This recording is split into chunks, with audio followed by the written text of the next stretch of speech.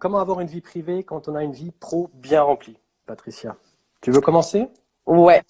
Oui, je veux bien commencer. Alors, comment avoir une vie privée? La vie privée, c'est un peu comme nos activités, hein. Il faut se bloquer un petit créneau dans l'agenda en se disant de telle heure à telle heure, je ne travaille pas, je fais telle ou telle chose. Et c'était le meilleur moyen d'en avoir, sinon on se laisse bouffer par le boulot, par les gens qui viennent nous dire j'ai besoin de ci, j'ai besoin de ça, est-ce que tu peux faire ci, est-ce que tu peux faire ça? Et comme on ne sait jamais dire non, on se laisse bouffer, on arrive, il est 22 heures et mis à part se poser dans un canapé, c'est tout ce qu'on a envie de faire. Donc s'il y a un conseil à donner, c'est mettez-vous des créneaux dans votre agenda où vous n'êtes pas au bureau, vous n'êtes pas devant votre téléphone, vous n'êtes pas devant votre ordinateur, vous faites ce que vous avez envie de faire. Comme Michael et son piano. Moi, c'est mon massage vendredi après-midi. Chacun son truc. Non, mais c'est important. Moi, ce que j'aimerais bien ajouter, tu vois, c'est que pour tous les parents-preneurs et pour tous les gens en couple entre nous, et même ceux qui sont célibataires et qui aimeraient bien avoir donc une séparation entre la vie privée et la vie professionnelle, j'ai la chance d'avoir une femme qui est très bien organisée également. Elle est encore mieux que je ne puisse l'être. Et alors, ce qu'on a fait, nous, c'est qu'on est, on est client Apple. Et en étant client Apple, on a la possibilité, regardez dans vos outils, téléphone portable et tout ça, si vous avez la possibilité d'avoir un calendrier en commun. En ayant un calendrier en commun, on a un emploi du temps en commun.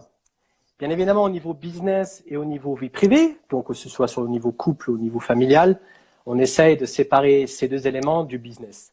Ça veut dire quoi? Ça veut dire qu'en fait, en ayant un calendrier de famille, on l'a appelé calendrier de famille, tout simplement, eh ben on a des rendez-vous qu'on a mis en place de façon à ce qu'on puisse, nous deux, chacun de notre côté, savoir si on est disponible ou si on a en fait prévu quelque chose de faire ensemble, soit en famille, soit en couple, ou soit seul, comme au cours de piano. Ma compagne était chez le kiné, et moi j'étais en cours de piano.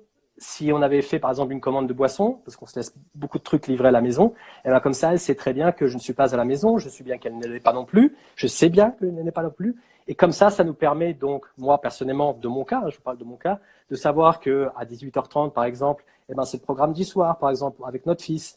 Là, on a vraiment notre petit rituel, notre petite routine tous les jours, tous les soirs. Et évidemment, quand on a des rendez-vous clients, eh bien, je fais partie, je mets ce rendez-vous dans le calendrier et elle sait très bien, donc 1, 2, 3 jours avant ou quelques heures à l'avance, qu'à cette heure-là, je ne serai pas disponible, peut-être pour manger ensemble ou pour aller m'occuper de mon fils, etc. et passer du bon temps ensemble. Voilà, c'est ce que je voulais vous dire par rapport à ça. C'est vraiment utile.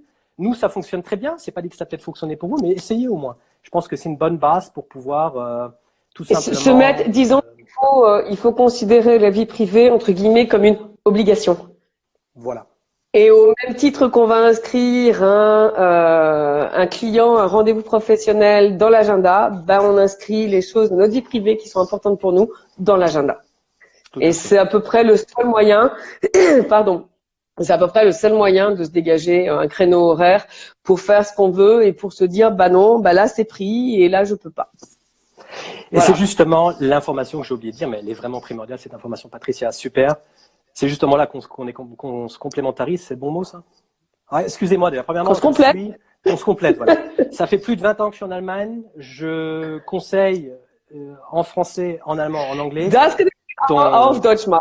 Sollen wir im Deutsch machen? Kein Problem. Wir können weiter im Deutsch machen. C'est überhaupt kein Problem. Non, je plaisante. Et là, on fait toute notre audience. Mais ça veut dire des fois que je trouve pas les bons mots. M'en voulez pas, je sais comme ça, mais des fois j'ai un peu, on oublie. Autant j'ai pu devenir très très bon en allemand sur le plan professionnel au niveau du vocabulaire, donc le business, l'allemand, hein, et ensuite le business français, je l'ai perdu un petit peu avec le temps. Ce que je voulais dire, donc, c'est qu'on est vraiment, comment tu vas dire, on se complète. On se complète, voilà. Et c'est justement ce que je voulais dire.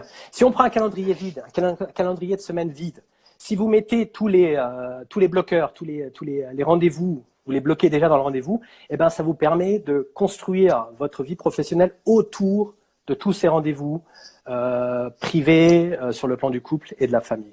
Moi personnellement, ça fonctionne très très bien et depuis on a beaucoup moins de problèmes sur le plan privé au niveau du couple et de la famille parce que c'est sûr que on connaît ça, quand on fait les trucs avec passion, on le fait, des fois il est 23h, merde, j'ai pas fait attention. Ça fait déjà Et des heures puis, et des heures que je suis dessus. ou parfois tout simplement parce qu'on n'ose pas dire non. Et c'est vrai que Ouais, c'est le meilleur moyen. L'agenda, il est toujours avec nous, le calendrier aussi. C'est le meilleur moyen, on va dire, de se contraindre à faire autre chose. Enfin, moi, c'est ce que j'ai trouvé le plus efficace. Je vois que Carole, elle nous dit qu'elle aussi, bonjour Carole, que c'est ce qu'elle faisait également pour son fils et que ça fonctionnait. Je pense que dans 90% des cas, c'est ce qui fonctionne. Je me souviens quand j'étais célibataire, je faisais la même chose. J'avais des plages de temps qui étaient bloquées et où je disais non aux commandes et où je considérais que c'était aussi important qu'un rendez-vous client. Dans la gestion entrepreneuriale, la première chose qui est vraiment importante à gérer, il y a 2 éléments importants, 2 informations. Là, vraiment 2 petites pépites pour vous qui nous regardez, ou qui regarderont cette vidéo. C'est la gestion du temps et la gestion des finances. Si vous n'avez pas ça en main, ce sera difficile au niveau entrepreneurial. Voilà. Tout à fait. Le temps est mesuré et s'il y a bien une chose où il y a le plus de valeur, c'est pas la monnaie, hein, comme on dit toujours sur les réseaux sociaux. Argent, réussite, succès, blablabla. Mais le temps, ça, si vous ne passez pas de temps avec votre famille, vous ne pouvez pas le récupérer ce temps-là. L'argent, si vous la perdez, vous le perdez. Ça se récupère. Voilà. Le temps, non. Hein, Patricia, on le sait. Tout à fait, oui, on le sait et on s'y attelle assez.